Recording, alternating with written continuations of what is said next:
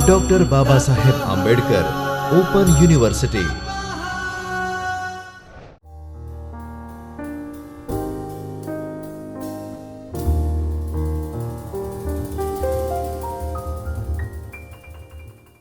નમસ્તે વિદ્યાર્થી મિત્રો, ડૉક્ટર બાબા સાહેબ આંબેડકર ઓપન યુનિવર્સિટીના જ્યોતિર્મય પરિસરના ચૈતન્ય સ્ટુડિયોમાંથી હું ડૉક્ટર જાગૃતિ જે મહેતા, ગુજરાતી વિષયના મદદનીશ અધ્યાપક આપ સૌને આવકારું છું।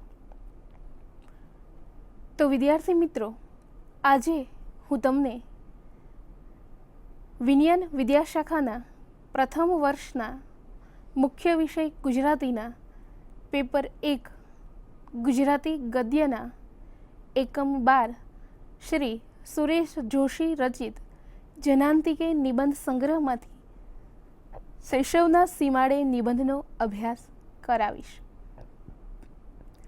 શૈશવના સીમાડે નિબંધનો અભ્યાસ કરતા પૂર્વે સર્જક પરિચય જોઈએ તો ગુજરાતી સાહિત્યમાં પૂર્ણતયા આધુનિકતાના હિમાયતી અને તે માટે સાહિત્યમાં પ્રચંડ આંદોલન ઊભું કરનાર સુરેશ જોશીનો જન્મ સુરત જિલ્લાના વાલોડ ગામમાં 1921માં એમના મોસાળમાં થયો હતો।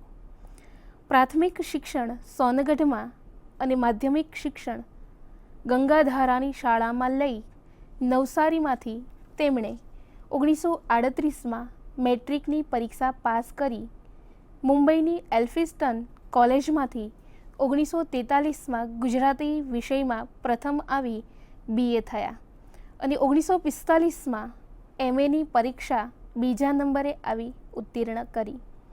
શરૂઆતમાં કરાચીની DJ સિંઘ કોલેજમાં 1947થી વલ્લભ વિદ્યાનગરમાં અને 1951થી MS યુનિવર્સિટીમાં તેમણે ગુજરાતીના અધ્યાપક તરીકે અધ્યાપન કાર્ય કર્યું। 1981માં ગુજરાતીના પ્રોફેસર અને ગુજરાતી વિભાગના અધ્યક્ષ તરીકે તેઓ નિવૃત્ત થયા। સોનગઢનો કિલ્લો, નદી, ડુંગરા, જંગલ અને કલ્પનાની પરીઓ અને રાક્ષસની વાતોથી સર્જકનું બાળપણ ભર્યું હતું। 8 વર્ષની ઉંમરે તેમની સર્જકતાએ તેમની પાસે કાવ્ય રચના કરાવી। તે તેમણે દાદાજીથી છાનામાના બાળ જીવનમાં છપાવેલી। કોલેજ કાળમાં વિશ્વ સાહિત્યની ઉત્તમ કૃતિઓનો પરિચય પ્રત્યક્ષપણે કર્યો હતો। સંસ્કૃત ઉપરાંત બંગાળી અને પછી અંગ્રેજી મારફતે વિશ્વની અગત્યની ભાષાઓના સત્વવંતા પ્રયોગશીલ સાહિત્યનું વાંચન અને પરિશીલન તેમણે કર્યું। આ પ્રવૃત્તિ જીવન પર્યંત ચાલતી રહી। રામપ્રસાદ બક્ષી, વિષ્ણુપ્રસાદ ત્રિવેદી, ડોલરરાય માંકડ જેવા તેજસ્વી અધ્યાપકોની નજરમાં સુરેશ જોશીની સર્જક તરીકેની, અધ્યાપક તરીકેની સજ્જતા વિશે ઊંચો અભિપ્રાય હતો જ। કોલેજ કાળમાં તેમણે ફાલ્ગુની નામે એક સામયિકનું સંપાદન પણ કર્યું। આગળ જતાં અનેક સાહિત્ય સામયિકો તેમણે કાઢ્યા અને એ દ્વારા પોતાની સાહિત્ય પ્રવૃત્તિ વિસ્તારી। છેક 35ની વયે 1956માં ઉપજાતિ કાવ્ય સંગ્રહ લઈ તેમણે ગુજરાતી સાહિત્યમાં પ્રવેશ કર્યો। 1961માં પ્રત્યંચા કાવ્ય સંગ્રહ આપ્યો અને પુરોગામી ઉપજાતિ કાવ્ય સંગ્રહને રદ કરવાની ઘોષણા પણ કરી। હવે પછી તેમણે કવિતા, વાર્તા, નવલકથા, નિબંધ, વિવેચન, સંશોધન, અનુવાદ વગેરે ક્ષેત્રોમાં પ્રયોગલક્ષી રહીને નવી જ કેડી પાડી અને અનેક ઉદીયમાન સર્જકોને એક દિશામાં પ્રેરણા પૂરી પાડી। રણજીતરામ સુવર્ણચંદ્રક, નર્મદ સુવર્ણચંદ્રક તેમજ દિલ્હી સાહિત્ય અકાદમી તરફથી અપાતા એવોર્ડ દ્વારા તેમની સાહિત્યિક પ્રતિભાને વખતોવખત પુરસ્કારવામાં આવી હતી.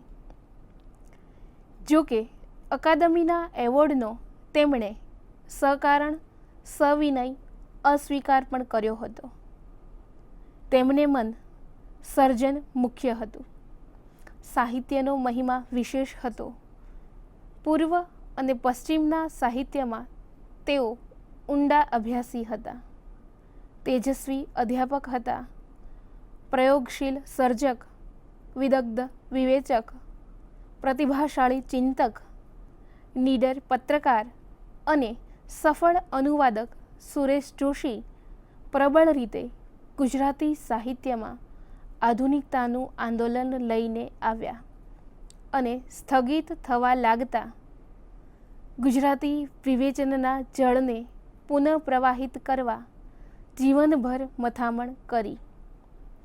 અનેક સર્જક પ્રતિભાઓ તેમણે મૌલિક રીતે સર્જન કરતી, વિચાર કરતી કરી.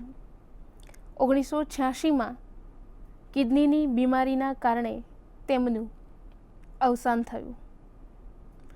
વિદ્યાર્થી મિત્રો, અહીંયા સુરેશ જોશીના સર્જન વિશે જોઈએ તો ઉપજાતિ, પ્રત્યંચા, ઇતરા એમના કાવ્ય સંગ્રહો છે. તો છિન્નપત્ર, મરણોત્તર નામે નવલકથાઓ આપી છે. ગૃહપ્રવેશ, બીજી થોડીક, અપીચ, ન તત્ર સૂર્યો ભાતિ, એકદા નૈમિષારણ્ય આદિ નવલિકા સંગ્રહો આપ્યા છે. જનાંતિકે, ઇદમ સર્વમ, અહો બત કિમ આશ્ચર્યમ આ નિબંધ સંગ્રહો તેમની પાસેથી મળે છે. કિંચિત, ગુજરાતી કવિતાનો આસ્વાદ, કથોપકથન, કાવ્યચર્ચા, શૃણવંતુ, અરણ્યરુદન, અષ્ટમોધ્યાય, વિવેચન ગ્રંથો તેઓ આપે છે. મધ્યકાલીન જ્ઞાનમાર્ગી કાવ્યધારાની ભૂમિકા સંશોધન ગ્રંથ મળે છે. નવોન્મેષ, નરહરિની જ્ઞાનગીતા, ગુજરાતી સર્જનાત્મક ગદ્ય, કવિતા પરકીયા, ભોંયતળિયાનો આદમી, ટૂંકી વાર્તા નવી શૈલીની નવલિકાઓ, શિકારી બંદૂક અને 1400, પંચામૃત, સંચય, વિવેચન, સાહિત્ય મીમાંસા, અમેરિકાના સાહિત્યનો ઇતિહાસ, અમેરિકી ટૂંકી વાર્તાના અનુવાદો તેમની પાસેથી મળે છે. તથા ફાલ્ગુની, વાણી, મનીષા, ક્ષિતિજ, સંપુટ, ઉહાપોહ, એતદ, સાયુજ્ય, સેતુ વગેરે સામયિકોનું સંપાદન પ્રકાશન દ્વારા સાહિત્ય પત્રકારત્વ તરીકે એક ક્ષેત્રમાં તેમની કલમ વિહાર આજીવન ચાલતી રહી છે. વિદ્યાર્થી મિત્રો, હવે અહીંયા આપણે જનાંતિકે નિબંધ સંગ્રહ વિશે માહિતી જોઈએ તો જનાંતિકે અર્થસૂચક શીર્ષક છે.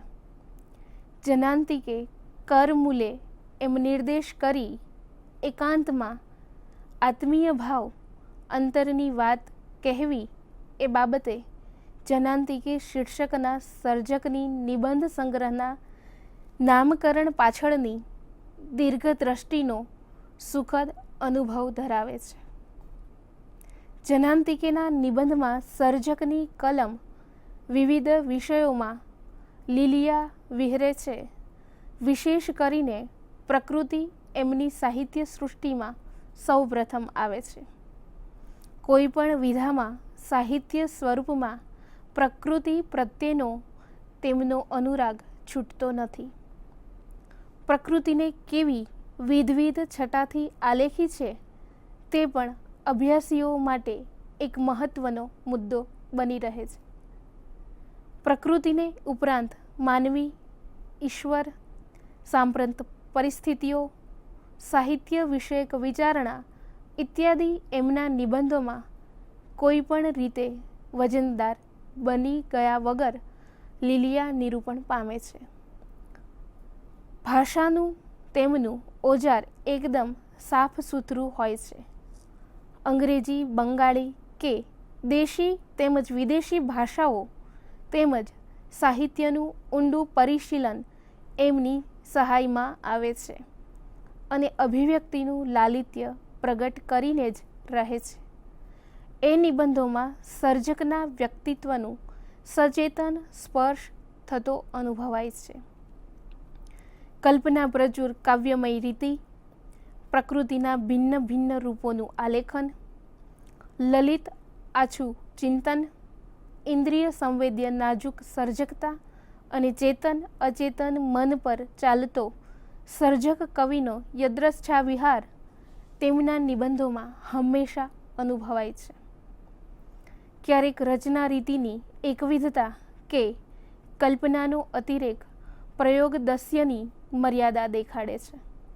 તેમ છતાં એ કલાધર્મી વિચારક સર્જક પાસેથી ગુજરાતી નિબંધને નમણો લલિત આકાર સાંપડ્યો છે એ ચોક્કસ છે.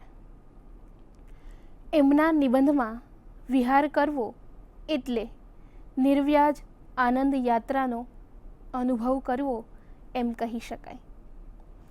તો વિદ્યાર્થી મિત્રો, આપણે શૈશવના સીમાડે નિબંધનો વિસ્તૃત અભ્યાસ કરીએ. સુરેશ જોશીનો આ નિબંધ જનાંતિકે નિબંધ સંગ્રહમાંથી લેવામાં આવ્યો છે. જનાંતિકે સંગ્રહમાં ગુજરાતી નિબંધ ધારાનું એક ઉન્નત શિખર ગણાવી શકાય તેવી સૌંદર્ય મંડિત કલાકૃતિ છે. સર્જકની અંગત સંવેદના આ કૃતિમાં ઉત્કૃષ્ટ રીતે ઝીલાય છે.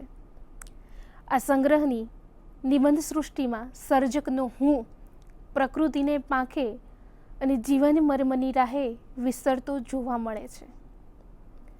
પ્રસ્તુત નિબંધમાં શૈશવના ચિત્રએ ઝીલાયેલા પ્રકૃતિ, સંસ્કૃતિ અને બાલ્યાવસ્થાના વૈવિધ્યરંગી વ્યક્તિત્વનો પરિચય મળે છે. બાલ્યકાળની સૃષ્ટિમાં દૈનિક જીવનની ઘટમાળનો પરિચય પ્રાપ્ત થાય છે.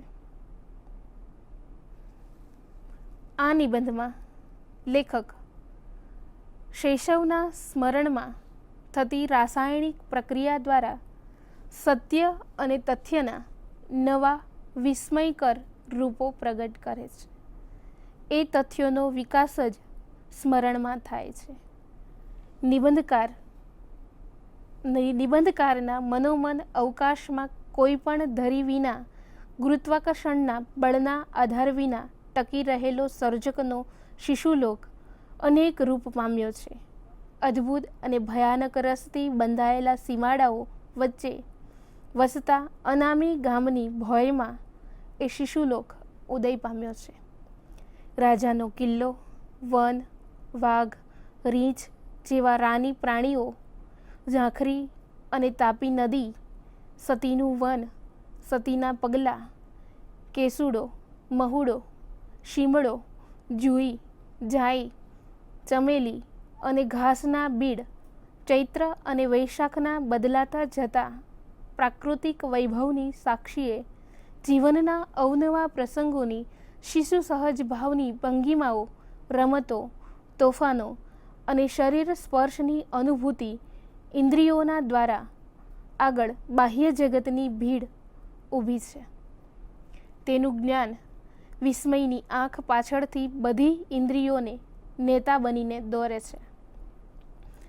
આમ અનેકવિધ બનીને સ્વને પ્રગટ કરતા સર્જકના વ્યક્તિત્વની, એના સત્વની પ્રગટ થતી બહુવિધ મુદ્રાઓ રસાવહ ભાવમય બનીને પ્રગટ થાય છે. શૈશવના સીમાડે નિબંધનો આપણે વિગતે અભ્યાસ કરીએ તો લેખકે આ નિબંધમાં શૈશવ શિશુલોકના અવનવા રૂપોનો પરિચય કરાવ્યો છે.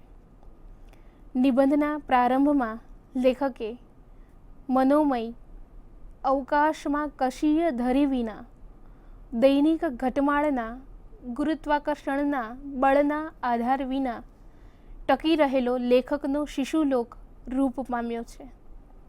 અદ્ભુત અને ભયાનક રસથી બંધાયેલા સીમાડાઓ વચ્ચે વસતા અનામી ગામની ભોયમાં એ શિશુલોક ઉદય પામ્યો છે. ચિત્રના ખગોળમાં ગ્રહરૂપ બનીને સદાય પરિક્રમાના યાત્રા પથ પર અજાણપણે અનેકવાર વિહરવા નીકળી પડે છે. ત્યાંથી જ સત્યના રૂપનું પ્રાગટ્ય થાય છે. સ્મરણ એ કેવળ સંચય નથી. સ્મરણના દ્રાવણમાં રાસાયણિક પ્રક્રિયા થઈને તથ્ય નવા નવા વિસ્મયકર રૂપો ધારણ કરતું જાય છે. એ તથ્યનો વિકાસ જ સ્મરણ પ્રદેશમાં થાય છે. આથી જ મરણનો છેદ સ્મરણ દ્વારા ઉડાડી શક્યા.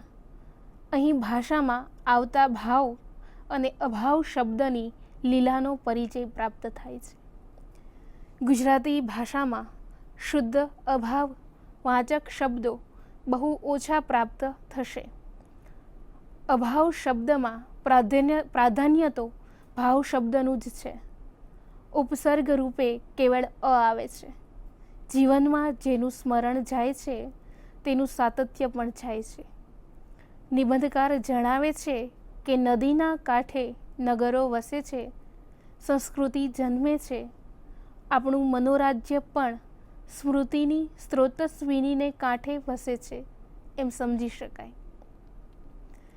પ્રસ્તુત નિબંધમાં રાજાનો કિલ્લો, વન, વાઘ, રીંછ જેવા જંગલી પ્રાણીઓ, નદી, સતીનું વન, સતીના પગલાં, વનરાની, પંખીલોક, કેસુડો, મહુડો, શીમળો, જુઈ, જાઈ, ચમેલી અને ઘાસના બીડ એ તમામ શિશુલોકની વસ્તી છે.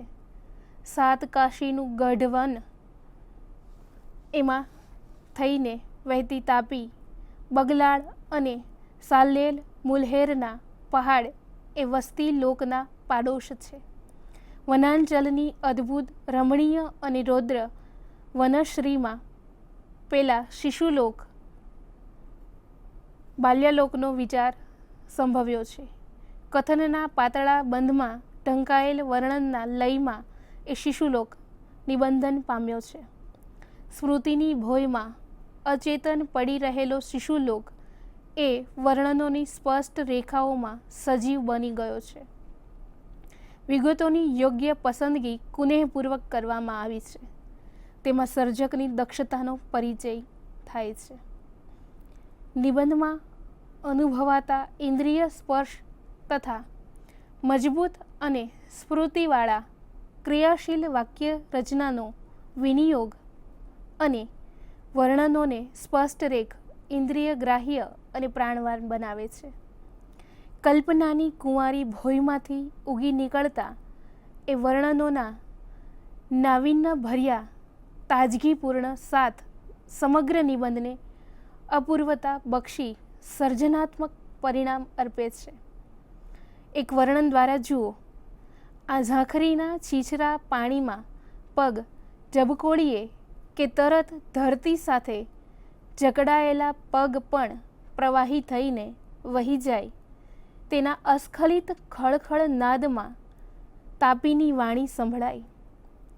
એના શીતળ સ્પર્શમાં સાત કાશીના નિબિડ અરણ્યમાં ઘૂંટાયેલા મસરૂણ અંધકારના સ્પર્શની સ્મૃતિ હતી.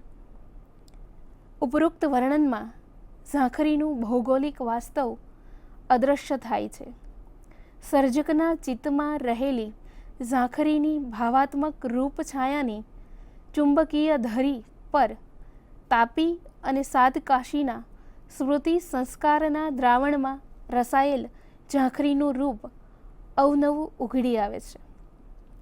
ઝાંખરીના પ્રવાહમાં સંભળાતી તાપીની વાણી અને અનુભવાતો સાત કાશીનો મસરૂણ અંધકાર લેખકના ચિત્તમાં ઝળુંબી રહેલા શિશુલોકને અગાધ રહસ્યમય બૃહદતા અર્પી રહે છે. ધરતી પર રજળીને જકડાયેલા પગ પાણીમાં ઝબડોકતા જ અનુભૂતિ સંવેદન થાય તેને વ્યક્ત કરવા માટે યોજાયેલું ભાવમય રૂપ ભાવકને આકર્ષે છે. સતીનું વન એમાં ચોતરો અને દેહરી, દેહરીમાં સતીના પગલાં, કિલ્લાના જીર્ણ અવશેષો, કિલ્લાના ભોયરાના ગુપ્ત માર્ગો, અષ્ટકોણી વાવણી, પાળે બેસીને રૂમઝૂમ પગલે સ્નાન કરવા ઉતરતી રાજકુંવરી, ભીના અંધકારમાં જીનના વાળની જટાનો ભાસ વગેરે સ્મૃતિ વર્ણનોમાં શિશુલોકના અદ્ભુત રહસ્યમય અને પૌરાણિક પરિમાણ ધારણ કરતા સીમાડાઓ ઉદય પામી રહે છે. તેની સાથોસાથ કેસુડો, મહુડાને શિમળાના ફૂલની અલગ અલગ ભાષા, વૃક્ષોની અલગ અલગ છાયાઓ, ઘાસના બીડ પર આંગળીઓ ફેરવીને સારી ગમ છોડી જતો પવન વગેરે પ્રાકૃતિક વિશ્વના સંસ્કારો અને ચિત્તબોધને પ્રાપ્ત થયેલી દ્રુપ નિર્મિતિનું સાંપડેલું ગદ્યના લિરિકનું પરિમાણ તે સર્વને સર્જનાત્મક કોટીમાં મૂકી આપે છે. આ નિબંધમાં સંભળાયા કરતા આરણ્યક શિશુનો સ્વર રચનાને વૈયક્તિક વિશેષતાઓ અર્પે છે. સાથોસાથ રચનાના અંતે એ શિશુ સ્વરમાં ત્રણ મરણના આઘાતથી મુક્ત થયેલા દાદા અને બહેરા મૂંગા ફૈબાના પાસે વસતા અને ઉછળતા શિશુના મૂંગા પ્રગાઢ કાચા શોકનો અનાથ પ્રતિઘોષ સંભળાઈ ઉઠે છે. આ અને કેટલાય ગદ્યખંડોમાં નગરવાસી સંસ્કારના દાબ હેઠળ નિરોધ પામેલો પેલા આરણ્ય શિશુનો સ્વર રહીને મુખર બનવા સંસ્કારણ દાબથી છટકવા મથ્યા કરતો જણાય છે. શૈશવની લીલા ભૂમિમાં રઝળતો હિજરાતો એ સ્વર ખોવાઈ ગયેલા શિશુલોકને શોધ્યા કરે છે. આવા ખંડોમાં શોકનો નિબિડ સ્પર્શ અનુભવાય છે. આમ પ્રસ્તુત નિબંધના ગદ્યખંડમાં પ્રતીત થતું લેખકનું કૌશલ અપૂર્વ છે. વાસવનમાંથી વહી આવતી પવનના સ્વર અને ગતિ જેવા વાક્ય વિન્યાસ, ભાવપ્રવણ, ગૌરવાન્વિત ઉત્કૃષ્ટ શબ્દવિધાન અને પ્રત્યક્ષીકરણોને પ્રાપ્ત થયેલી નિબંધની લાલત લીલિયા કૃતિને અભિનવતા અર્પે છે. તો વિદ્યાર્થી મિત્રો, આ શૈશવના સીમાડે નિબંધના અભ્યાસ બાદ તમે તમારી પ્રગતિ ચકાસો. નીચેના પ્રશ્નોના ઉત્તરો આપો. પ્રશ્ન 1. લેખકની દ્રષ્ટિએ શૈશવની સ્મૃતિનું સ્વરૂપ સમજાવો. પ્રશ્ન 2. શૈશવ અને સીમાડા વચ્ચેનો સંબંધ સ્પષ્ટ કરો. પ્રશ્ન 3. શૈશવના વિવિધ રૂપો કયા કયા છે તે જણાવો. આ સાથે આ એકમના અભ્યાસમાંથી ભાષાકીય સામગ્રીનો અભ્યાસ તમે કરી શકશો. તો વિદ્યાર્થી મિત્રો, નીચેના શબ્દો સાતકાશી અને અષ્ટકોણ કયા સમાસના ઉદાહરણ છે તે કહો. આ પાઠના આધારે નીચે આપેલા રૂઢિપ્રયોગોના અર્થ આપી વાક્યમાં તેનો પ્રયોગ કરો. પહેલો રૂઢિપ્રયોગ છે ઝંકૃત થઈ ઉઠવું. બીજું, અચરજ પામવું. ત્રીજું, કાળું વાદળું દેખાવું. આ રૂઢિપ્રયોગોના અર્થ આપી વાક્યમાં પ્રયોગ આપ કરી શકશો. વિદ્યાર્થી મિત્રો, તમે આ પાઠના આધારે તમારા શૈશવની સ્મૃતિને વાગડતો નિબંધ તૈયાર કરો. તો વિદ્યાર્થી મિત્રો, અહીંયા આપણે એકમ 12નો અભ્યાસ કર્યો. હવે ફરી પાછા કોઈ નવા એકમ સાથે મળીશું. આપ સૌ ખૂબ પ્રગતિ કરો એવી શુભકામના. આપ સૌનો ખૂબ ખૂબ આભાર. સ્વાધ્યાયઃ પરમઃ